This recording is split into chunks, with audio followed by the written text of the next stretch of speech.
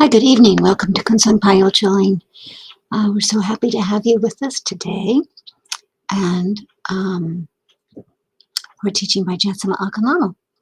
So today's teaching was given back in 1990, and the title is How to Antidote Negative Karma.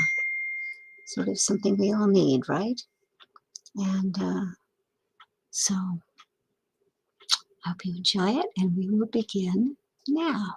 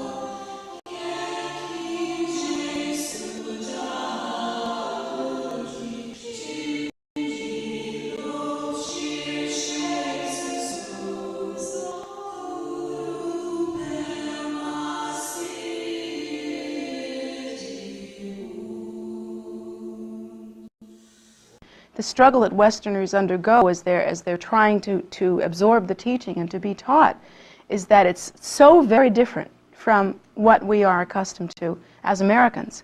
Even our concept of religion, our ideas to how religion should be practiced, and most especially our idea of the goal. This is unbelievably different from what we are used to. And as Westerners also, we have been given a smorgasbord of philosophical ideas to pick and choose from, and are known for our ability to synthesize them into something that suits us very well, which in some ways works. In some areas of one's life, that kind of thing works.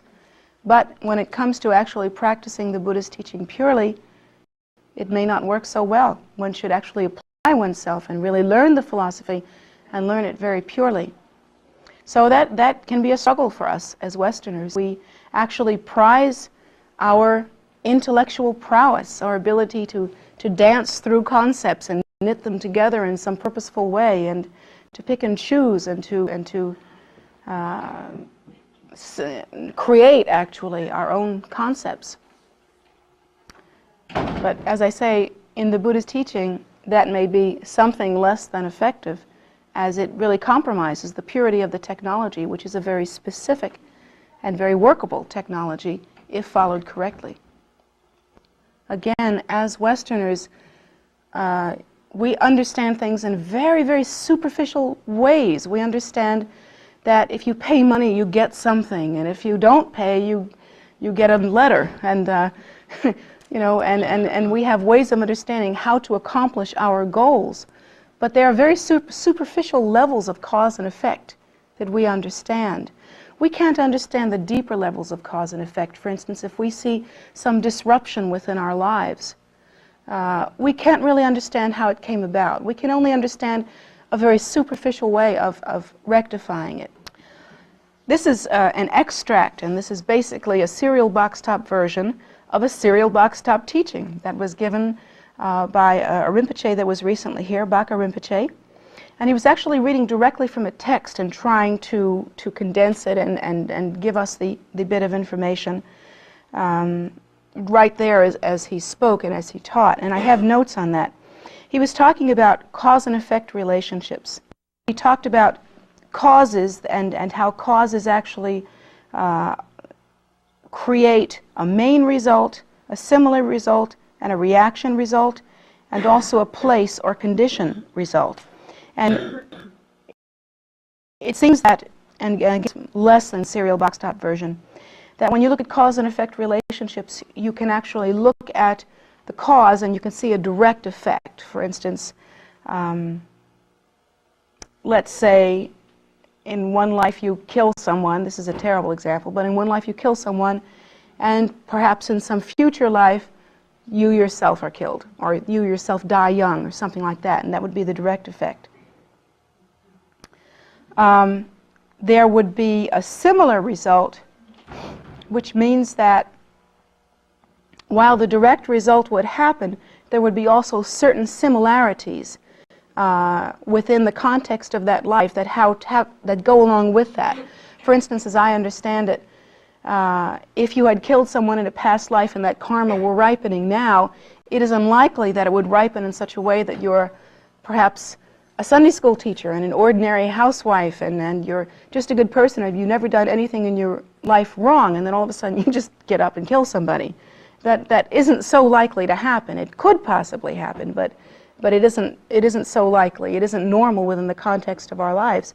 So there are similar kinds of things that ripen and similar kinds of events that happen with the karmic cause and effect relationship that create the entire scenario. And for instance, let's say in a past life you were very dull and very ignorant and you didn't apply yourself to anything in particular. That might actually ripen, according to the Buddha, by being reborn in an animal realm.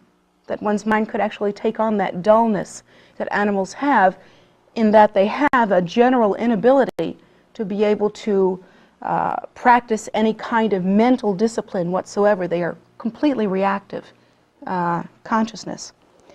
Now, the third kind of effect would be a reaction effect. And a reaction effect would be what has to do with developing an habitual tendency. Take, for instance, the example of the killing. Again, it is unlikely that cause would ripen, that effect would ripen under the condition that the person were very clean-cut and, like I say, a Sunday school teacher and never did anything wrong and drinks decaf and all of that kind of stuff. It is very unlikely that that kind of person living the wonderful and pure life that they do would suddenly rise up and just knock somebody off. What they would develop along with that is a kind of a series or sequence or conglomeration of habitual tendencies. That those habitual tendencies would reflect that karma. That there would be a tendency to think in a certain way, in a destructive way, or there would be a tendency to live one's life in such a way that one was very reactive. That kind of thing. There would be a whole scenario of things that go with it. So it's almost like the shadow of the original cause and effect relationship of karma. The fourth cause and effect event is that of place. The fourth effect is that of place and result. It's actually I think you wouldn't say it's a place and result. You would say it is the result of place. That is the result that would occur, the effect that would occur, and that indicates the condition that you would experience. For instance, let's say in the past you stole something from someone else, and in this lifetime something would be stolen from you, and that would be the ripening, the direct ripening, the main result of that cause. At the same time, if you had more than one, or if you had some bulk of karma associated with stealing, in this lifetime you might also be born very poor. In fact, poverty is considered to be directly the result of stealing in past lives, or taking from others.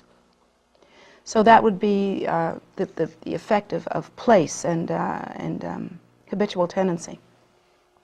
You might be born in a very poor area, under very poor conditions, where it is impossible to really liberate yourself from that poverty. I think, for instance, of places that I've seen in India, where one cannot get out of the poverty. There simply is no economic way to get out of the poverty.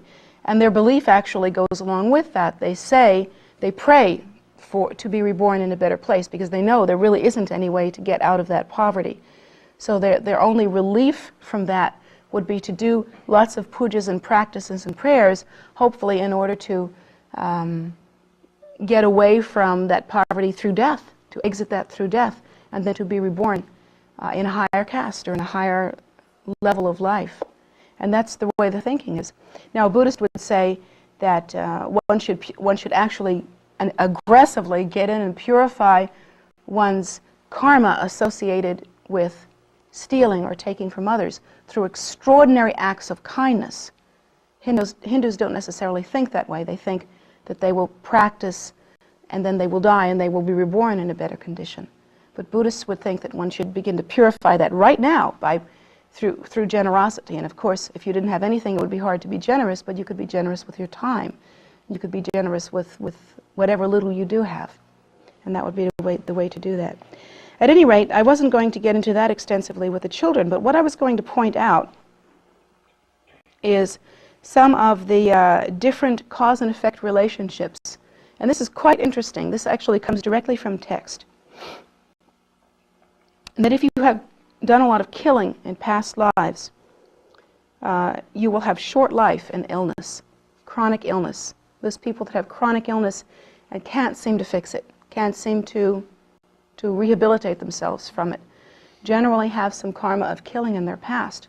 And so what one might do as an antidote to that, and one should always think in terms of applying the direct antidote, what one might do in answer to that is to be very much involved in saving the lives of others somehow.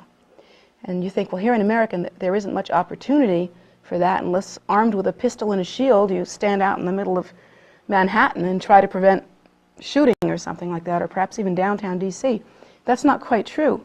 Actually, around here, we have many times done some long life practice. In fact, when I was sick last year and had a series of sicknesses, my students were kind enough to do that very thing for me, and I believe it to have been very helpful. They would go to Poole's General Store right down there, and they would buy worms that are destined to be fish food, you know, that are meant to be bait, night crawlers and things like that. And so they would liberate them from Poolesville. It must have been very odd for them, for 25 red people to go down there and say, "I want your worms." It must have been extremely weird. But anyway, they would liberate the worms, and then they would come and put them in the gardens very carefully. It isn't enough to liberate them. If you liberate them and throw them on the road, they die anyway, and that doesn't help much. You actually have to make sure that they survive. So they would liberate them and they would plant them in the gardens, and we have more night crawlers on this particular turf than probably anywhere else in the world. So lots of night crawlers have been liberated. And let's see, minnows. They would liberate minnows and bring them to the canal. And what else did they liberate? What? Crabs. How did we do crabs? Oh, right. We bought them from the fish market, right. Threw them back in the water. Can you imagine what a shock that was to them? You buy a ton of crabs and just, oh. Anyway. Completely out of context in our world. So that is the kind of practice that you can do. You can also pray for the long life of others. You can be as caring for their lives and well-being as you can for your own. We do many long life prayers. We pray for the long lives of our teachers, for instance. We pray for the long lives of all practitioners that wish to continue practicing. And we consider, one enters into the inner posture of actually considering their life and their long life and their stability of life and their health to be as important as one's own, rather than clinging to one's own health. And that really purifies the karma of that kind of thing. So it is a really helpful and necessary practice, and I have seen it with my own eyes bring excellent results. So stealing in the past brings about the result of poverty, of hunger, and of more craving. One would think, here in America we tend to think, well, if I could just have a little more, then I'd be fine. If I could just, I have a red dress, now if I just had a blue dress, then I'd be fine. And if I could just get the whole wardrobe put together with the hose, then I'd be fine. And then maybe some more makeup. And pretty soon you've got this whole thing laid out, and then after a while you can get to the point unless you're really too far gone to get to the point where you are somewhat saturated. Yet that desire hasn't really been satisfied unless at some time one has actually practiced and purified that desire from the mind stream, from within the mind stream.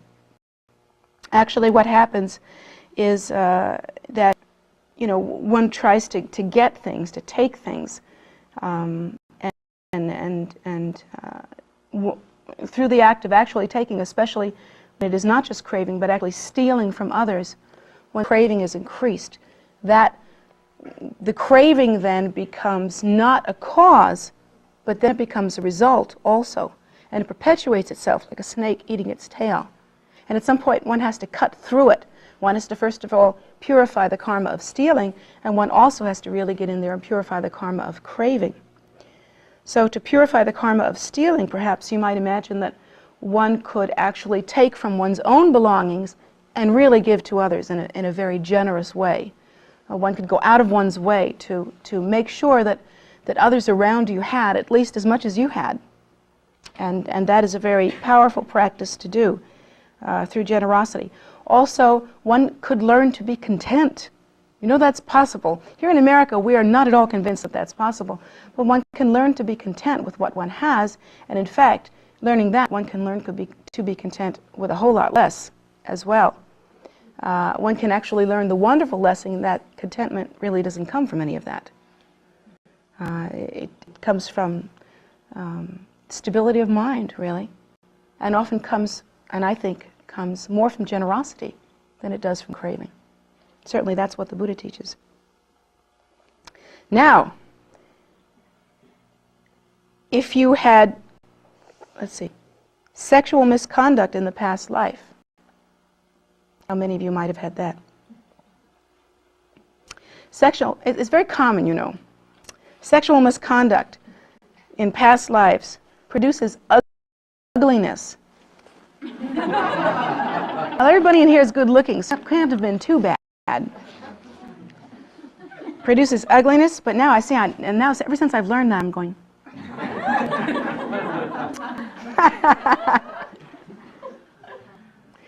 And it also produces quarreling with your mate. Whoa! How many of you have ever had that problem? So, it may not show on the outside, but you go home and fight a lot. And it seems to me that one could antidote that by being faithful, by being pure in one's actions, by considering one's actions very carefully, by being true in one's heart, by not being deceptive, that kind of thing.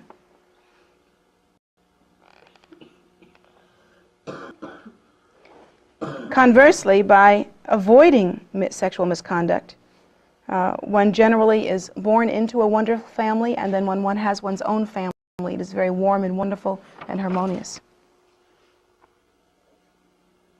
The divorce rate going up as it is makes you think that perhaps what's really happening is that a lot of people that had a lot of fun in the past are all being born at the same time. It could happen. And if in the past you have been engaged in lying, then the effect of that, when it ripens, is that bad things are said about you, and you are blamed by others, and even jailed without guilt. Haven't you ever heard of stories where we've seen movies about themes like that, where people who have been framed, and were jailed without really being guilty, or they've been blamed for something that they really didn't do. And our first thought is, gee, what an unjust world. How can that happen? How can that really occur? It just breaks our hearts that the potential for that is even there. And according to this teaching, actually what you're seeing is you're seeing the tip of the iceberg, because the whole cycle of event may actually have begun quite a long time ago, or it may be an event that seed of which was planted some long time ago, time out of mind, where we can't even remember. Of course we can't remember past lives, but where we can't even think of that kind of time. And under those conditions, what we see now is just the ripening, the direct result of something like that. But it is an entire cycle of event, and we can't recognize that because we can only recognize what is contained within a very short number of years. We can only understand what has happened since the time of our birth.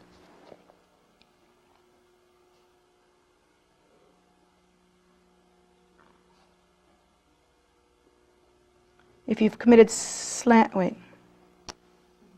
if you've committed slander in the past, and I won't spend too much time on this, if you've committed slander in the past, you'll have difficulty with family members. I think about all of us who have had teenage sons and daughters that have given us a fit at one time or another. You have the feeling that everyone is against you. It ripens actually within the mind stream as the feeling that everyone is against you. And it doesn't have to, I don't think, go to the level of paranoid schizophrenic. Times when each one of us has felt as though our friends had turned against us or they were in cahoots against us or something like that. And that is the result of slander in a past life. And also, if you are a boss, your employees are not obedient.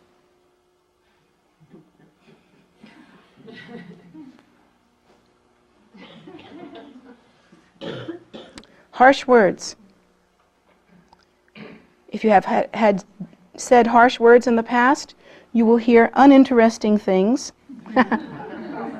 Bad news. Sounds like conversation around my dinner table.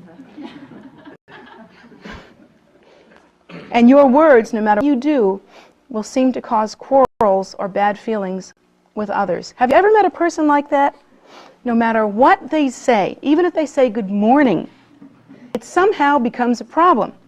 They just seem to stir up trouble. Even if they say, you look very nice today, somehow it affects you strangely. Has that ever happened to you? Well, someone will say, you look very nice today, and the way it hits you is, you mean I don't always look nice? Or, well, in fact, I have a friend of mine who used to say to me all the time before I asked her please to stop, she always just said to me, you look so comfortable. Now, when I heard that, I clearly thought she was saying to me, you look comfortable because you're not dressed up enough to be uncomfortable. You know, or you just are not tied up straight or something like that. It's really that kind of thing, that kind of effect on people is caused by your having harsh words in the past. And you know, some people have that so much more that they just seem to be like rubbing velvet the wrong way, you know. They just have that effect on the world. It's from harsh words. Now, generally, these people take, if you think about it, and I'm just trying to describe how things go, these people will take satisfaction through reverting back to their old habitual tendencies. They will generally engage in harsh words again, thinking that if they just fight people off or set the record straight, you know how Americans are famous for wanting to set the record straight one way or another. Let's get it all out. Then what happens is more harsh words are said, and through these harsh words, the karma is even intensified. It continues. So the problem isn't solved at all. It may seem like for 30 seconds something is all right, but it continues to ripen in a more deep and profound way.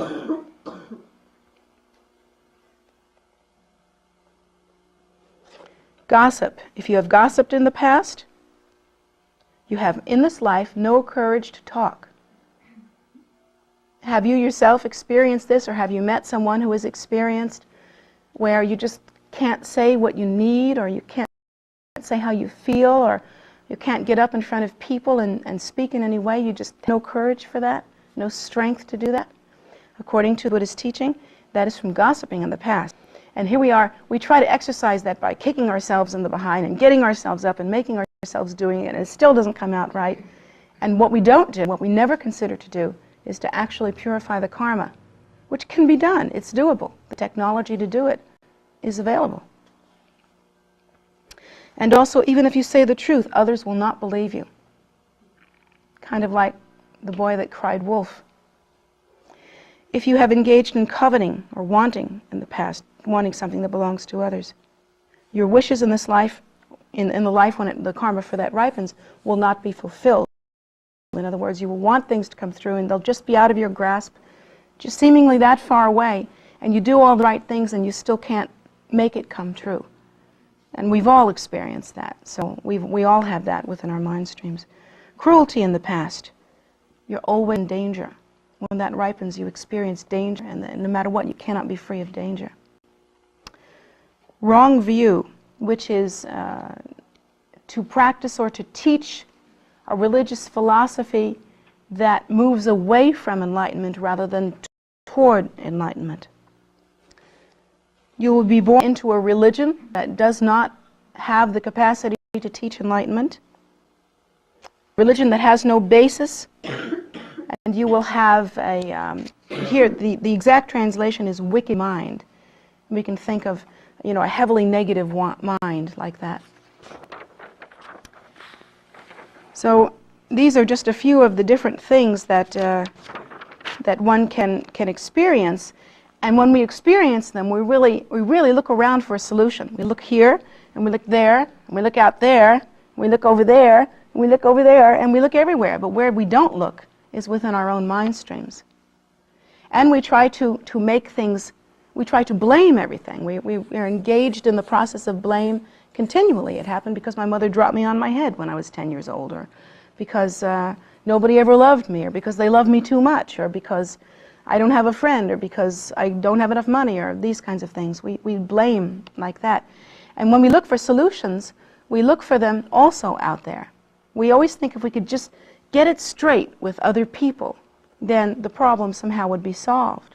We never, however, examine our own mind streams and the cause and effect relationships that exist in seed form within our own mind streams. And we never apply a technology that will actually alleviate that condition within our mind streams.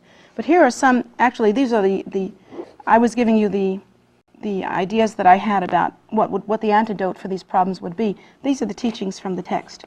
Killing, the antidote is to save lives. Stealing, the antidote is charity.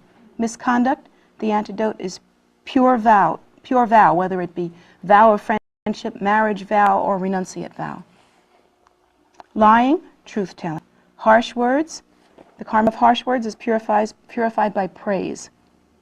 How many times do we get caught up in that thing about condemning people, thinking that we're going to find relief through the processes of condemnation, of making people feel worse than us, or making ourselves seem better that way, when the true antidote is actually praising? We never think of that. Slander. The antidote to slander is to mediate, to actually mediate between people so that they can come to a harmonious basis or harmonious relationship.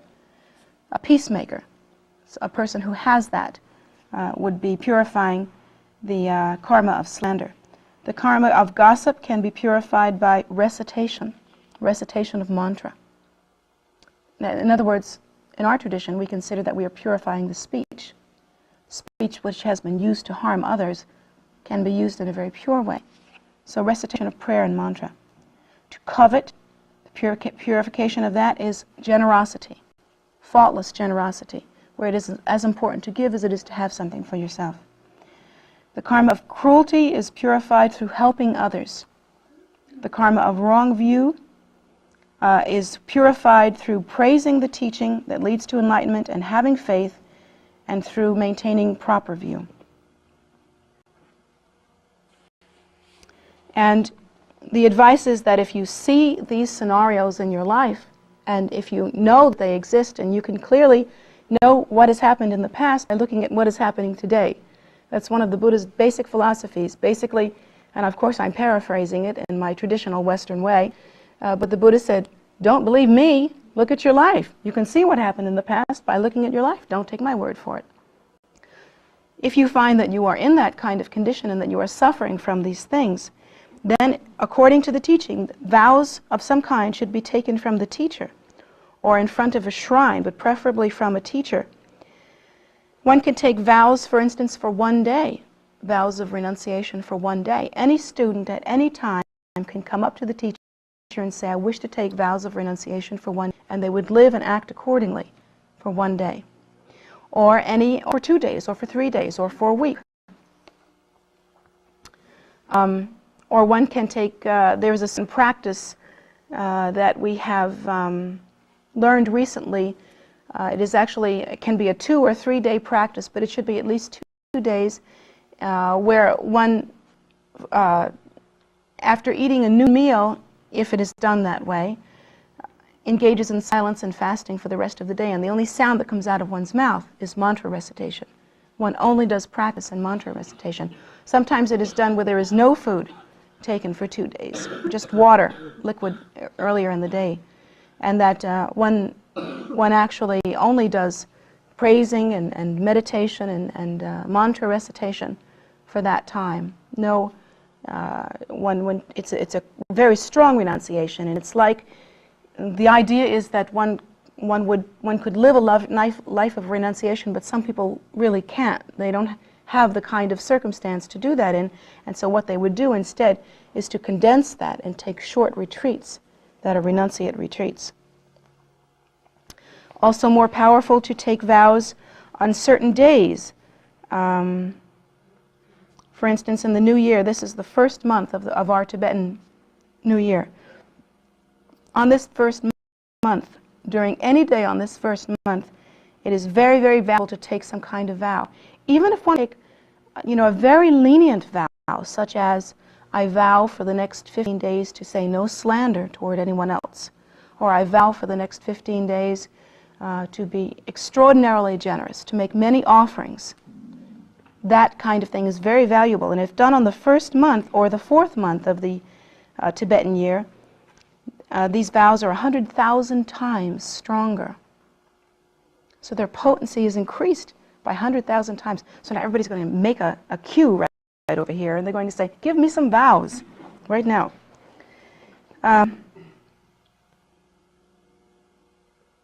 Actually, during the fourth month, and there were certain days during the year that coincide with the Buddha's extraordinary attainments, where the vows are 1,000,000 times stronger. 1,000,000 times stronger that way. The potency, their ability to purify the mind, due to the blessing of the enlightened realization and the miraculous compassion of the Buddha, one is able to make great headway at that time. So the technology is there, and one can practice accordingly. One has only to really develop the ability, the competency in being able to look at oneself objectively and truthfully and honestly, and most of all, courageously. That's the difficult part. It is really for us, for some reason, so much easier to look at the different circumstances in our lives that we become involved in and that we are habitually pushed into, and the ones that really stress us out, the ones that really get to us.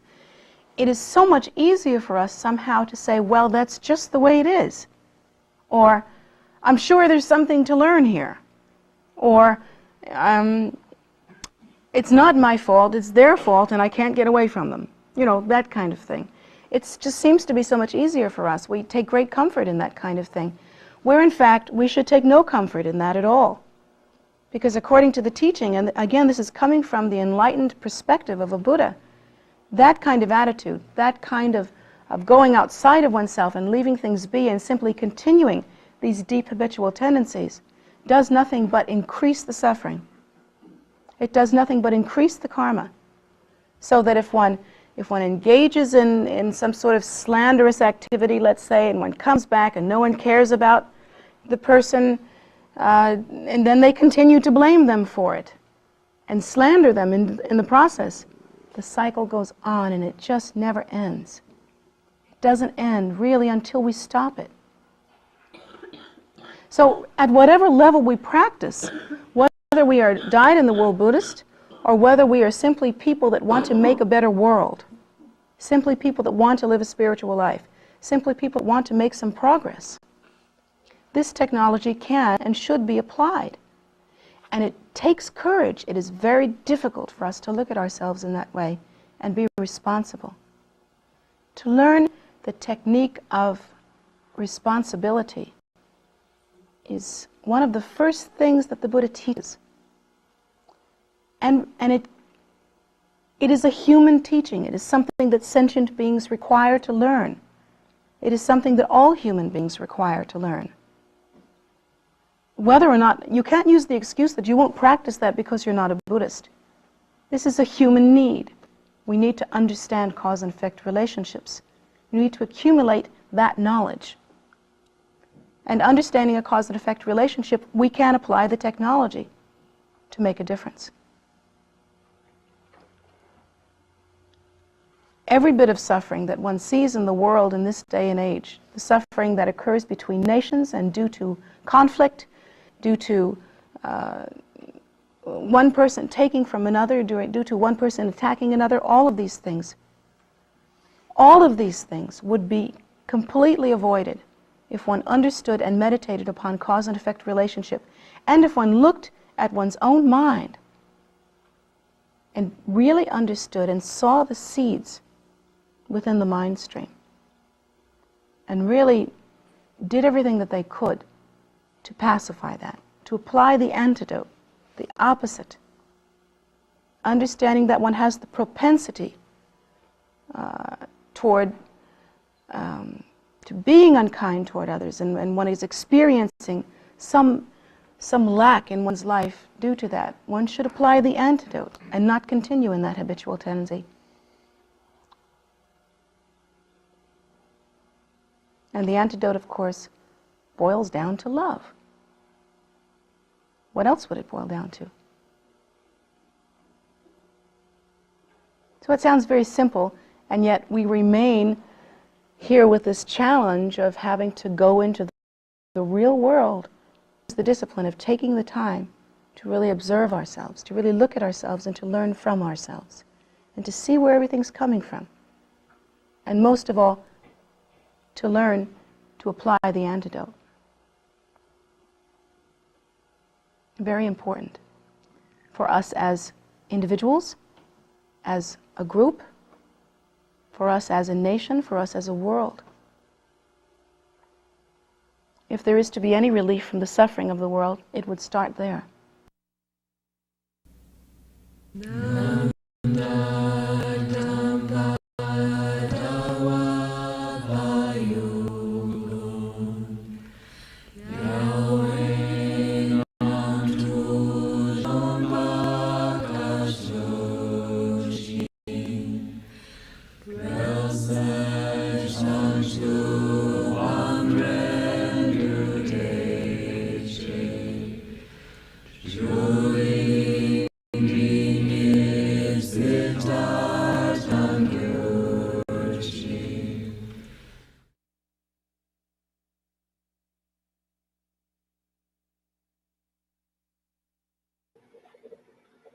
So thank you very much for joining tonight. It was a reasonably short teaching, but boy, I didn't remember all that.